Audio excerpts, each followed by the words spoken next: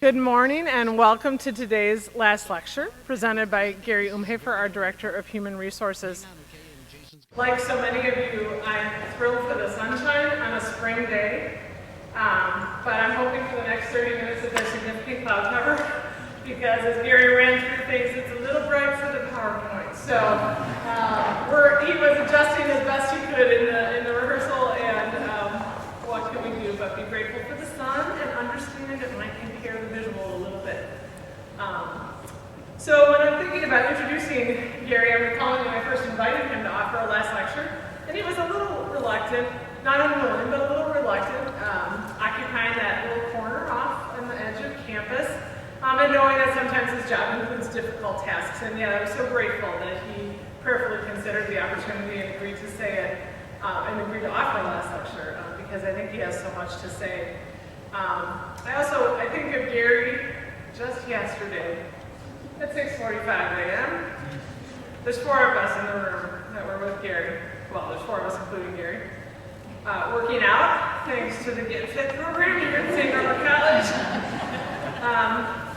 I can now stand, but sitting down is a little difficult. Lunges, that's all I'm going to say. But we know that Gary approaches all of life with incredible vitality. It's there at 6:45 a.m. and it appears to be there throughout the day. So we're grateful that we'll benefit from the vitality of the Spirit here in his lecture this morning.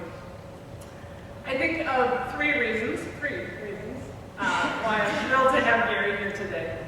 First, it seems to me that he's a man who understands the value of contemplation.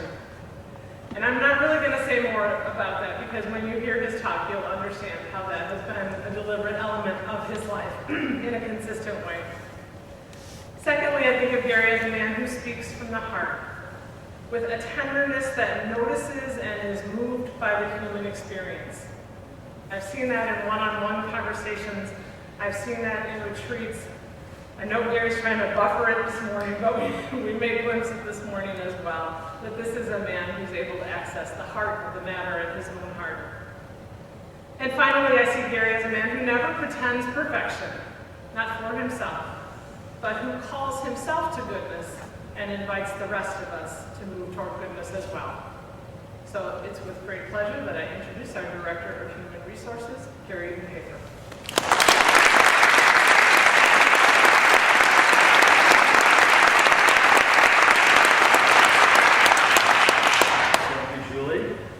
Just being introduced by Julie makes this worthwhile.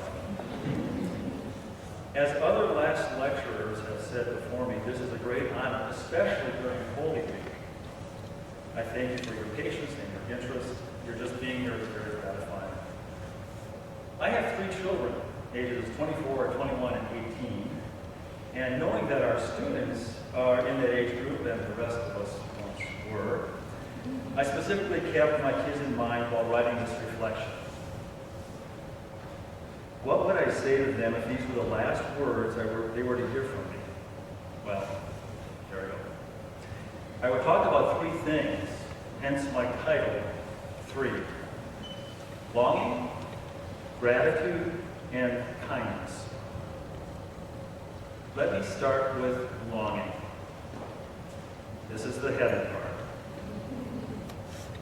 10 years after receiving this book from my dear wife Cynthia, last fall I finally read The Holy Longing by Father Ron Rolheiser, and it struck me profoundly.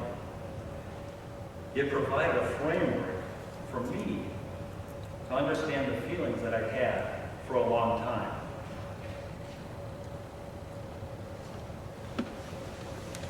That's the cover of it, but it's a little washed out for the sun. Rolheiser writes so beautifully about it, I need to quote a couple of sections of his opening chapter from this book. It is no easy task to walk this earth and find peace. Inside of us, it would seem, something is at odds with the very rhythm of things, and we are forever restless, dissatisfied, frustrated, and aching. We are so overcharged with desire that it's hard to come to simple rest. Desire is always stronger than satisfaction. Now, when I first read this, I thought, okay, where is he going with this? It sounded like he was talking about sex. In fact, later in the book, he writes eloquently about sexual desire and its important place in our spirituality. But here, he was talking about something even more visceral and overarching. Put more simply, Rolheiser writes, there is within us a fundamental dis-ease, an unquenchable fire that renders us incapable in this life of ever coming to full peace. This desire lies at the center of our lives, in the marrow of our bones, and in the deep recesses of our soul. We are not easeful human beings who occasionally get restless. Serene persons who once in a while are obsessed by desire. The reverse is true. We are driven persons, forever obsessed, congenitally diseased, living lives, as Thoreau once suggested, of quiet desperation, only occasionally experiencing peace. Desire is the straw that stirs the drink. That's all Rolling, that's not me. But doesn't that sound really heavy? But when you stop and think about it, we all desire something, and will, until we draw our last breath. It made a lot of sense to me. Rolheiser continues, this desire does admit of different moods and faces. Sometimes it hits us as pain, dissatisfaction, frustration, and aching. At other times, its grip is not felt as painful at all, but as a deep energy, something beautiful, as an inexorable pull, more important than anything else inside of us, toward love, beauty, creativity, and the future beyond our limited present. Isn't that true? We have all experienced desire as pain. I know I have. I wish this or that would go away. And we have all experienced desire as pull or anticipation. I know I've experienced that too. I wish I had this or that. Rolheiser writes, desire is what makes us act. And when we act, what we do will either lead to greater integration or disintegration within our personalities, minds, and bodies, and to strengthening or deterioration of our relationship to God, others, and the cosmic world. Desire can show itself, he says, as aching pain or delicious hope. Wow. So if we always find ourselves in a state of desire and longing, where does this come from? Right now I desire a glass of water.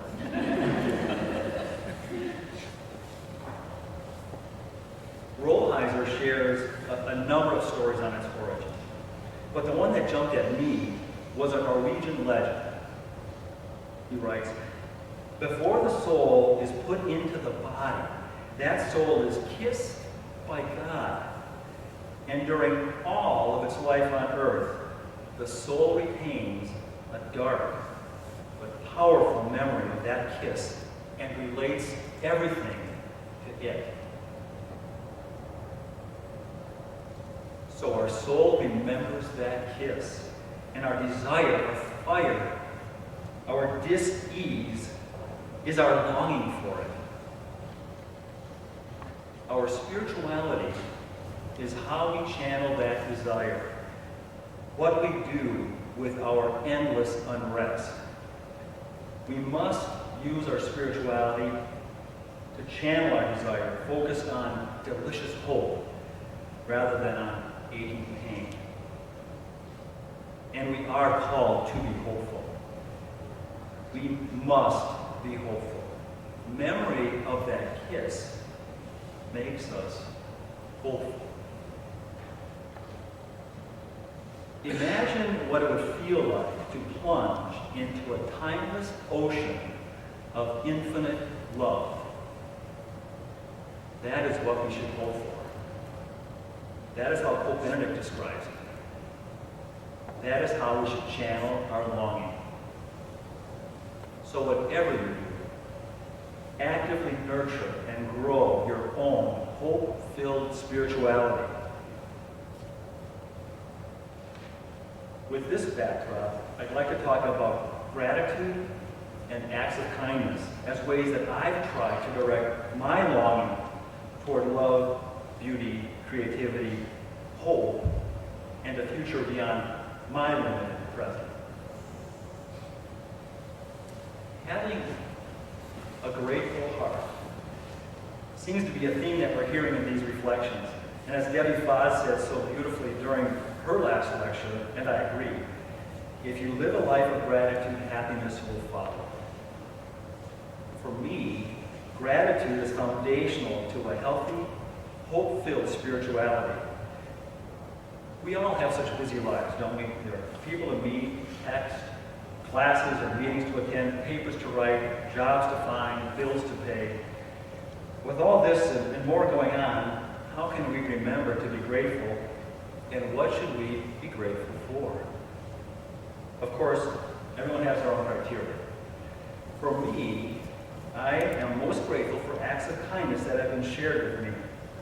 I believe these remind me of when God kissed my soul. Think of a person who did an act of kindness for you. I'm sure that everyone in this room can think of one person. Can you think of another one? But you can. Another one? I knew you could. It's easy, isn't it? The fact is, there are hundreds of people who have shared acts of kindness with you so far in your life. These people were or are gifts in your life. Some of them have shared a specific act of kindness with you that was special. Other people may have shared a series of actions or just reflected an aura of kindness on you. Some may have been an ongoing part of your life. Others may have been in your life for a limited time, or were a chance encounter and you never saw them again. When you add them all up, you can see how God has been sharing her face with you through others all your life. I believe we need to remember and be constantly grateful for these wonderful gifts of love in our lives, these constant reminders of God's kiss. I don't know about you, but I find it so easy to get caught up in the need of the day, the desire of the moment. I wanted to find a way to remind myself every day of the gifts that God has already shared with me on this journey. What did I do? I did a couple things I want to share with you, fellow longers, that may help you stop, remember, and have a grateful heart, and pull you towards love, beauty, creativity, and hope, and a future beyond your limited present. The first is my book of gratitude. Not really a picture of it, but this is it.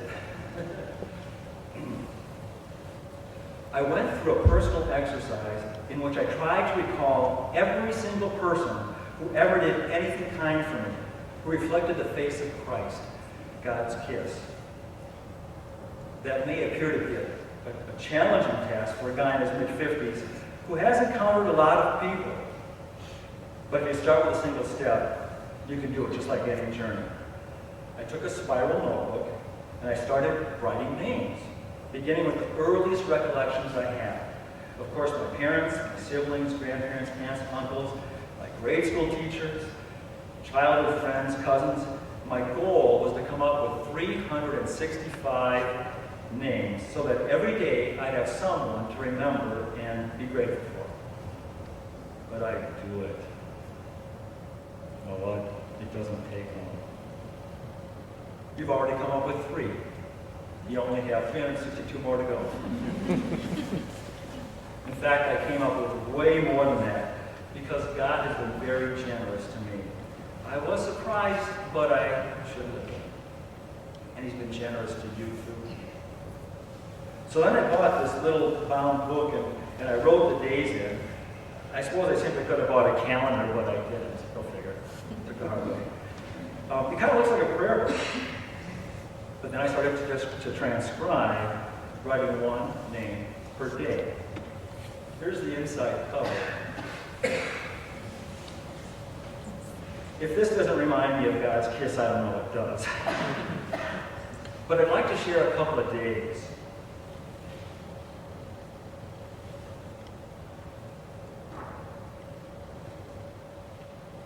You can't read it, but actually this is today, April 4th.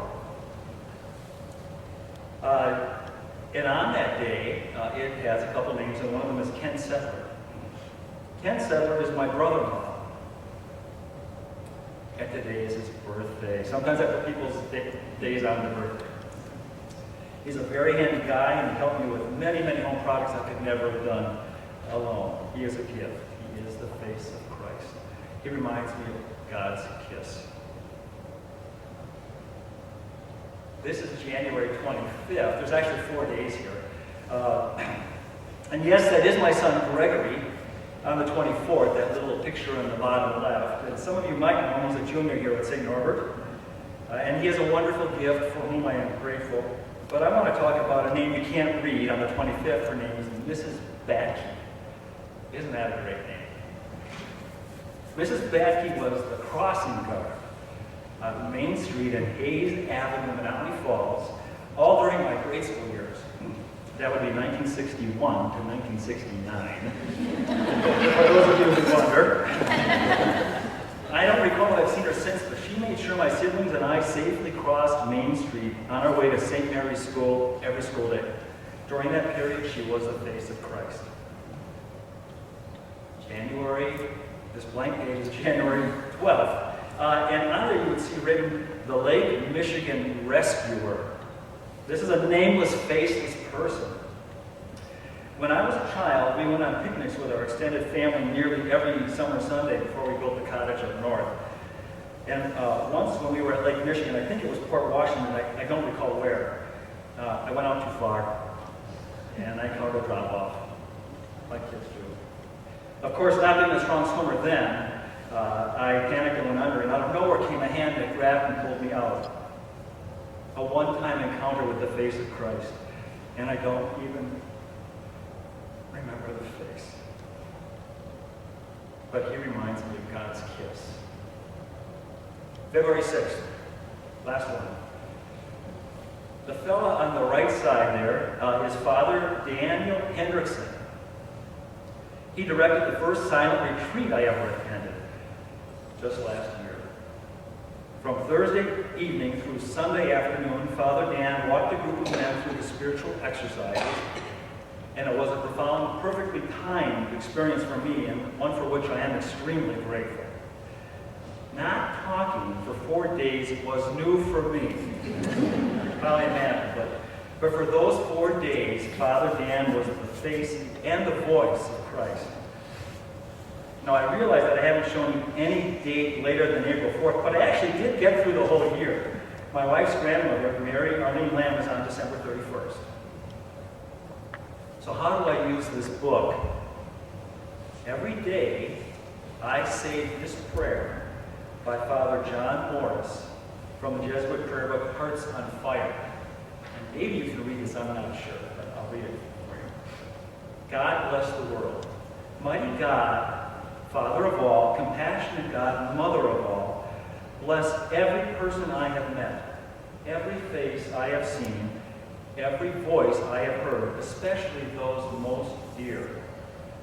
Now here in the prayer is where I say the person's name for that day, and I try to see their face and hear their voice. Bless every city, town, and street that I have known. Bless every sight that I have seen, every sound that I have heard, every object I have touched. Now here, I try to remember streets, or towns, or objects associated with this person. In some mysterious way, these have all fashioned my life. All that I am, I have received. great God bless the world. So that's my book of gratitude, and I'm adding to it all the time. All you need is a blank journal and a pencil and some quiet moments to remember. I also created a binder that I call Umhoefer's Perspective, which is not really what it is. It's not my perspective on things. It's really an attempt to help me keep perspective. You know those times when you seem overwhelmed or lost focus or you just need some grounding? Well, I've tried to collect things that center me on the gifts that I've been given and point me towards love, beauty, creativity, and hope.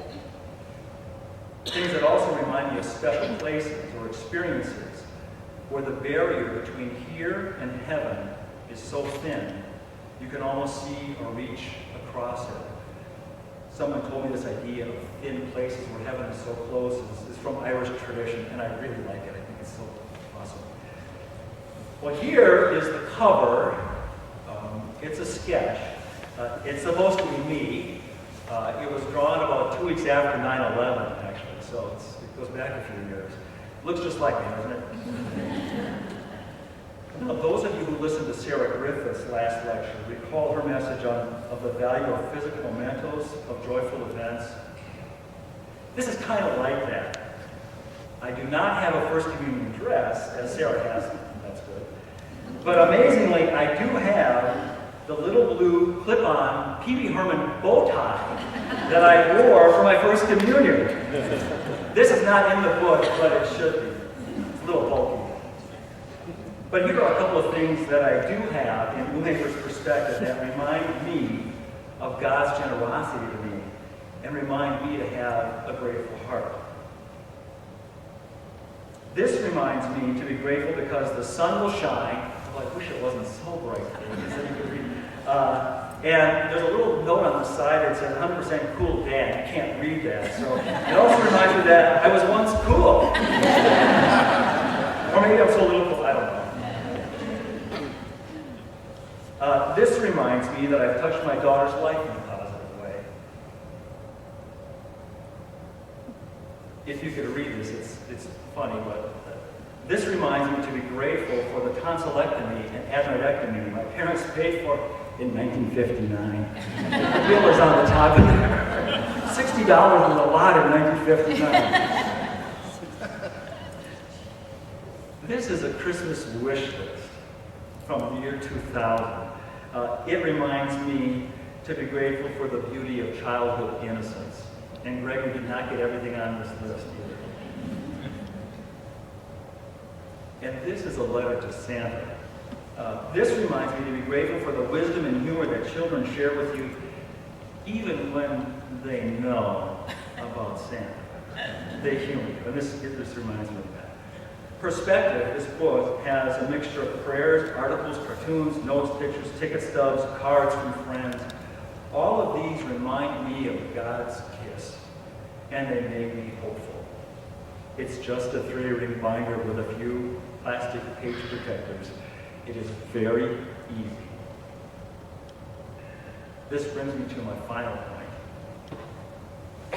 Acts of kindness.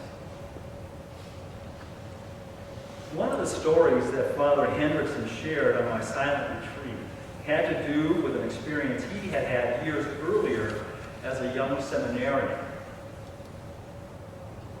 He had the habit of grabbing a pear in the cafeteria to eat later after each meal. His fellow seminarian buddies started chiding him and teasing him about it and leaving pears for him in all kinds of places. Pears were showing up on his desk, in his mailbox, in his coat pockets. I think he thought it was funny. Well, later, as a part of his formation, he was sent off with a bus ticket and $50. The idea was that the seminarian was to live off the generosity of strangers. So he traveled from the Midwest to a Catholic Center for Spirituality in San Francisco and spent some time working there and they gave him a fare to Los Angeles, and then he went there, did some volunteer work there. And the staff in LA gave him bus fare for his next stop, Arizona or New Mexico, somewhere in the Southwest, I don't remember. And for some reason, he got a late start, and he had a run to make the bus, and he nearly missed it.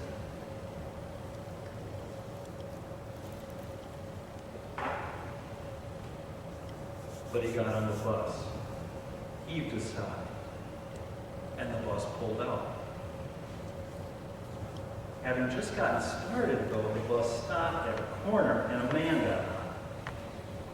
Apparently, he was a driver for the bus line and was getting a ride back to his home station. The bus was relatively empty, and Father Dan was a little surprised when the man sat right next to him. After the stress of the rush to the bus, he thought, oh, great, I thought I could relax, but I guess not. So they started a conversation, and Father Dan told him about the $50 journey he was on, going from place to place, relying on the generosity of strangers. The man listened quietly and then said, get something you wanted to give him. He put a Samsonite briefcase on his lap, and Father Dan couldn't imagine what he was going to take out of there. He opened the briefcase, reached in, and handed him a pear. Yeah. Now remember, he told us this at a silent retreat, so we wouldn't say, no way, or dispute that story. But when I reflected on that story, and it really was a great story, you could really tell a story about it, I realized how impactful every act of kindness is. Even little ones, like sharing a piece of fruit. And how acts of kindness can occur when you aren't expecting them. Of course, the story was from Father Dan's perspective, the recipient of the act of kindness. But I started thinking about the pear giver. Did he have any idea that a small act of kindness would inspire maybe thousands of people? He only knew that he wanted to do something kind for this young seminarian, and so he did what he could. He shared his lunch. He was the face of Christ, Father Dan. And that is what I think we all need to do in our lives. We need to be the face of Christ. It reminds me of St. Teresa's prayer.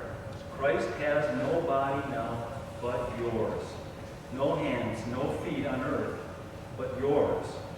Yours are the eyes through which he looks compassion on the world. Christ has no body now on earth, but yours. That really means yours and mine. Do acts of kindness. No act of kindness, no matter how small, is ever wasted. Say thank you and mean it. Let someone in ahead of you. Smile and say, God bless you, to the folks driving like they're the only ones on the road. That one was yesterday. And I thought to myself, God bless you. But really mean it. This is hard, I think, but really be with the person you are with. Not on your cell phone. Even to just quickly check the text. That is an act of kindness, of selflessness, giving someone your full attention. See every opportunity, every interaction in class, at work, at home, as an opportunity to be the face of Christ. Every single one, no exceptions. Maybe you'll succeed. If you do, tell me how you do it. Because it's hard. Maybe you will be seen as the face of Christ. Maybe you won't. But at least you'll know that even in hard times or difficult situations, you tried. And maybe you'll show up in someone's book of gratitude. Maybe you will remind someone of a time that God kissed their soul. Won't that be awesome? Remember that a heart is not judged by how much you love, but by how much you are loved by others. So this brings me to my conclusion. Understand your longing and focus on hopeful longing, holy longing. Have a grateful heart and do acts of kindness. The weekend after my retreat, Cynthia and I were with 2 other couples. I went on and on about how great the retreat was, and I told them the pear story. And they, of course, said, "Oh, wow." Afterwards, we went to a nearby open house where the owners cleared out all their furniture and invited a number of artists in to display. We weren't there 5 minutes when our friend Paula said, "Come here, you've got to see this." One of the artists had brought this painting. Now, I don't know if you can see it very well. Paula took a picture of it. It's pears. Wow. I didn't buy it. But I've been thinking about it ever since, and I am trying to track it down. But even if I don't find it, I will never forget it. I have that picture on the back page of my book of gratitude. You have all done an act of kindness for me today, and I am grateful. If you wish to remain anonymous, I respect that. But I would be pleased to have you in my book of gratitude. Just give me your name and your birthday if you want to be on the birthday. There are some small slips of paper in the gathering space next to the bowl of fruit. You'll see it. Peace be with you.